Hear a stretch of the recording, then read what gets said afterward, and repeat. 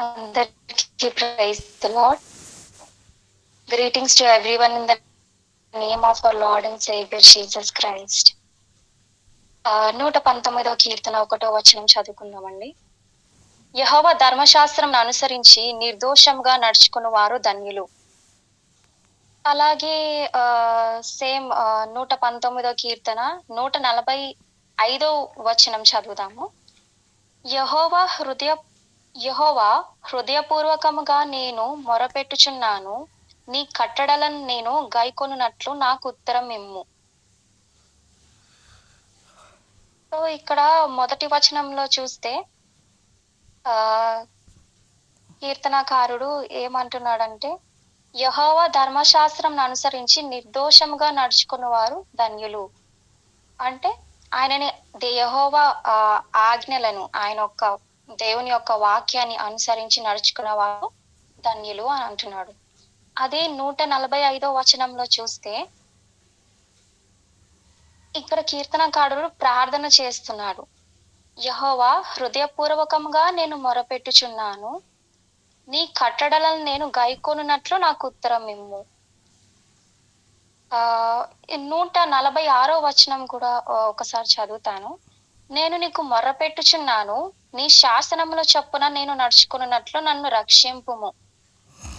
So ఇక్కడ చూస్తే యెహోవా ధర్మశాస్త్రం అనుసరించి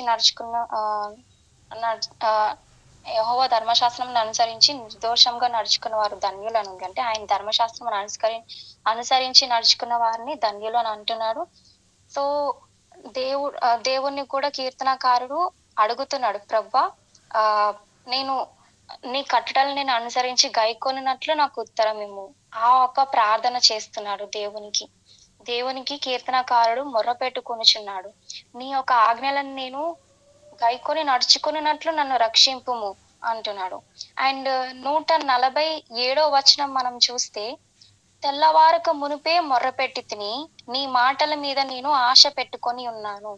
సో తెల్లవారుజామునే కీర్తనకారుడు ఏం చేస్తున్నాడు, దేవుని సన్నిధిలోకి వచ్చి he's crying for help.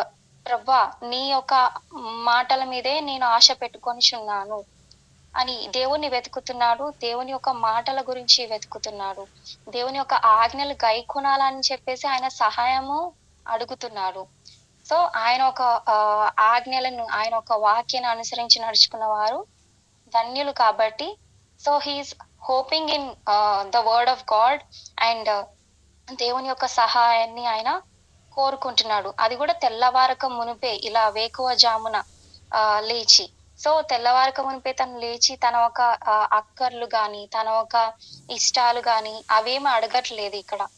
So మొట్టమొదటిగా కీర్తనకారుడు ఇక్కడ దేవుని యొక్క ధర్మశాస్త్రాన్ని, ఆయన ఒక ఆజ్ఞలని, ఆయన ఒక కమాండ్మెంట్స్ ని వెతుకుతా ఉన్నారు. ఆ ఒక కమాండ్మెంట్స్ ని అనుసరిస్తూ, లాస్ ని అనుసరిస్తూ, ఆయన ఒక ఆజ్ఞలు గైకొనుచు, అది కూడా పూర్ణ హృదయముతో నేను నిన్ను గైకొనున్నట్లు నాకు సహాయం చేయ ప్రభువా అని చెప్పేసి మొర్రపెట్టుకుంటున్నాడు. అలాగే 1 యోహాను 2వ అధ్యాయం 3వ వచనంలో చూస్తే, మరియు మనం ఆయన ఆజ్ఞలను గైకొనిన ఎడల దీని వలననే ఆయనను ఎరిగి ఉన్నామని తెలుసుకొందుము. సో మనము ఆయన ఆజ్ఞలు గైకొని నిర్దోషంగా నడుచుకుంటే మనం ధన్యులమని ఎంచబడతాము. మనం ఆయన ఆజ్ఞలు గైకొనిన ఎడల దీని వలనే ఆయనను మనము ఎరిగి ఉన్నామని తెలియబడుతుంది. సో మరి మనము నిజంగా ఆయన ఆజ్ఞలను అన్ని గైకొనుచున్నామా లేదా అని మనం ఒక్కసారి ఆలోచించాల్సిన విషయమై ఉన్నది. అండ్ 1 యోహాను 2వ అధ్యాయము అదే 4వ వచనంలో చూస్తే, ఆయనను ఎరిగి ఉన్నామని చెప్పుకొనుచు ఆయన ఆజ్ఞలను గైకొనని వాడు అబద్ధికుడు.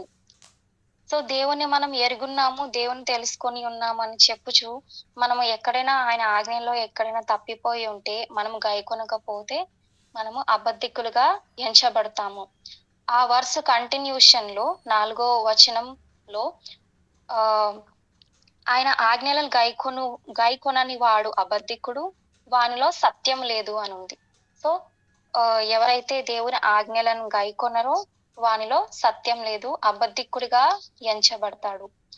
అండ్ 5వ వచనంలో, 1 యోహాను 2:5 వచనంలో, ఆయన వాక్యము ఎవడు గైకొనునో వానిలో దేవుని ప్రేమ నిజముగా పరిపూర్ణమాయెను.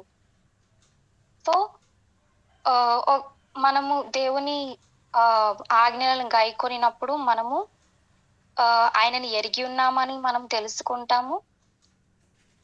తెలియజేయబడతది ఇతరులకు కూడా. అండ్ మనము ఆయనని ఎరిగున్నామని చెప్పుకొనొచ్చు. మనం అబద్ధికులుగా ఎంచబడము. ఒకవేళ మనము ఆయన ఆజ్ఞలను అనుసరించి నడుచుకొనినప్పుడు. అండ్ ఎవరైతే వాటిని గైకొనునో నిజంగా వారిలో ఆహ్, దేవుని యొక్క ప్రేమ నిజంగా స్థిరంగా ఆహ్, కనిపిస్తుంది. స్థిరపరచబడుతుంది. His God's love is perfected in them. ఎవరైతే దేవుని ఆజ్ఞలను గైకుంటారో వారిలో దేవుని యొక్క ప్రేమ ఆహ్, అగుతుంది అని చెప్పేసి వాక్యం సెలవిస్తుంది. సో, మనము ఒకవేళ ఆయన ఒక ఆజ్ఞలు గైకుంటే మాత్రం మనము ఆయనను ప్రేమించిన వారం అవుతాము. దేవుడు కూడా మన నుంచి అదే కోరుకుంటున్నాడు. ఆహ్, ఆయనను ప్రేమించేవారు ఆయన ఆజ్ఞలను గైకుంటారు. అండ్ రెండో రాజులు 22 అధ్యాయం చూసినప్పుడు ఆహ్, జోసయ్య, అంటే ఇంగ్లీష్‌లో జోసయ్య, తెలుగులో యోషియా అనే రాజు. ఇది అందరికీ తెలిసిందే అనుకుంటాను. 8 సంవత్సరాలకి ఆయన రాజు అవుతాడు. జోసయ్య కింగ్. సో, ఆ చాప్టర్ అంటే నేను షార్ట్‌గా స్టోరీ చెప్తున్నాను. షఫాన్ అనే సెక్రటరీ ఉంటాడు ఈ జోసయ్య అనే కింగ్‌కి. సో, ఈ షఫాన్ అనే సెక్రటరీని యాజకుడు హిల్కియా దగ్గరికి పంపిస్తాడు. పంపించినప్పుడు హిల్కియా దగ్గర నుండి ఒక బుక్ తీసుకొని వస్తాడు. అది book of the law of God. యెహోవా యొక్క ధర్మశాస్త్రంని తీసుకొని వస్తాడు. సో, తీసుకొని వచ్చినప్పుడు మా ఇది జోసయ్య కింగ్, యోషయ్య రాజు ఈ షఫాన్ అనే సెక్రటరీని చదవమంటాడు. చదవమన్నప్పుడు యోషయ రాజు ఆయన ఒక బట్టలని చింపుకుంటాడు. చింపుకొని ఆయనకి అర్థమైంది ఏంటి అంటే దేవుని యొక్క మహా కోపాగ్ని మన మీద అధికంగా ఉన్నది అని చెప్పేసి, మండుచున్నది అని చెప్పేసి. అదే రాజుల గ్రంథం 22:13 వచనంలో చూస్తే యెహోవా కోపాగ్ని మన మీద అధికంగా మండుచున్నది అని చెప్పేసి యోషయ్య రాజు రియలైజ్ అవుతాడు. సో, ఎందుకంటే బికాజ్ వాళ్ళ పితరులు, వాళ్ళ fathers have not obeyed the words of this book. అంటే ఈ యొక్క ఆజ్ఞలని, ఈ యొక్క ధర్మశాస్త్రాన్ని వాళ్ళ పితరులు అనుసరించలేదని చెప్పేసి, దాని ప్రకారంగా వాళ్ళు నడుచుకోనలేదు అని చెప్పేసి, ఏ విధంగా అయితే వీళ్ళకి నడుచుకోమని రాయబడి ఉందో, నడుచుకోలేదు అని చెప్పేసి ఆయన పశ్చాత్తాపపడి రియలైజ్ అవుతాడు. సో, అందుకు ఆయన బట్టలు చించుకుంటాడు.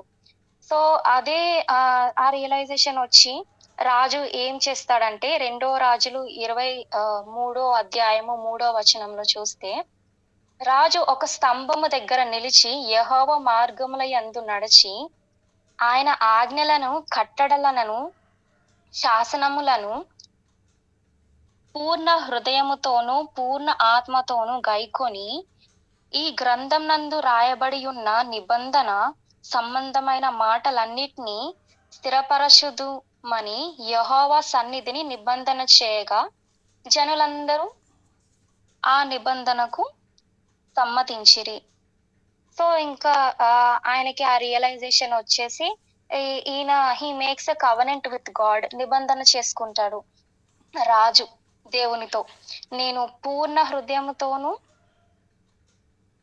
పూర్ణ ఆత్మతోనూ నేను యెహోవా ఈ యొక్క గ్రంథంలో రాయబడినదంతటిని కూడా నేను మాటలన్నిటిని కూడా నేను వింటాను. దాని ప్రకారంగా నేను నడుచుకుంటాను అని చెప్పేసి, ఇవి స్థిరపరచబడతాయి అని చెప్పేసి యెహోవా సన్నిధిని ఆయన నిబంధన చేసుకుంటాడు. ఆయన ఒక ఆజ్ఞలను, his commandments, his laws and his statutes, ఆయన ఒక ఆజ్ఞానుసారంగా నడుచుకోవాలని చెప్పేసి. అది కూడా పూర్ణ హృదయంతో, పూర్ణ ఆత్మతో దేవుని సన్నిధిలో ఆయన నిబంధన చేసుకుంటాడు. సో, మరి మనము ఆ నిబంధన కలిగి ఉన్నామా లేదా? అంటే దేవుని ఆజ్ఞలను మనము పరిపూర్ణంగా గైకొంటున్నామా లేదా? తెల్లవారుజామున లేచిన వెంటనే మనం జస్ట్ ఏమంటారు? జస్ట్ మన ఒక రిక్వెస్ట్, మన ఒక విన్నపాలు ఒక్కటే దేవుని దగ్గర తీసుకొస్తున్నామా? లేదంటే are we really seeking him in the morning hours? లేదంటే ఆ వేకువజామున మనం లేచి మన ప్రార్థనలో గాని, మన ఏకాంత సమయంలో గాని are we really seeking God? ఆయన ఒక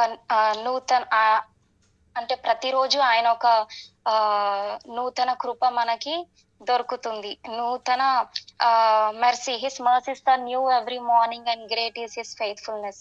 సో, మనకి అనుదినము దేవుడు ఇస్తా ఉన్నాడు.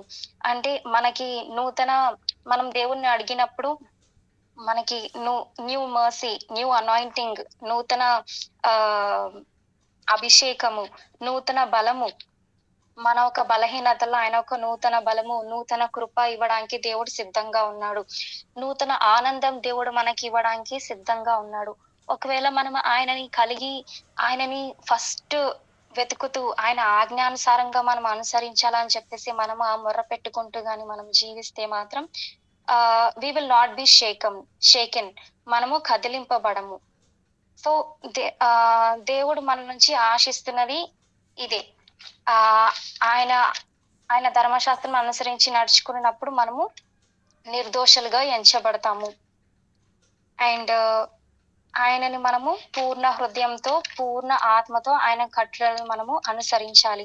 ఒకవేళ అనుసరించినప్పుడు, వాటిని గైకొనినప్పుడు మనలో ఆయన ప్రేమ పరిపూర్ణమవుతుంది. అండ్ ఒకవేళ మనం ఎక్కడైనా గైకొనలేదు అని అనుకుంటే మాత్రం మనము తప్పిపోయిన వారం అవుతాము. మనం అబద్ధికులుగా ఎంచబడతాము. అండ్ అదే కాదు, మనం ఇక్కడ ఈ ఈ యొక్క ఆహ్, యెషయా ఒక లైఫ్ చూసినప్పుడు, ఆ ఒక స్టోరీ చూసినప్పుడు ఆహ్, దేవుని దేవుని కోపాగ్ని కూడా మనము దేవుని బిడ్డలమని చెప్పుకుంటూ మనం ఆయనని ఆజ్ఞలను గైకొనడానికి మనము సిద్ధపడి లేకపోతే, or if we don't seek God to obey his commandments in our prayers, దేవుని యొక్క కోపాగ్ని మన మీద రగులుకోవచ్చు.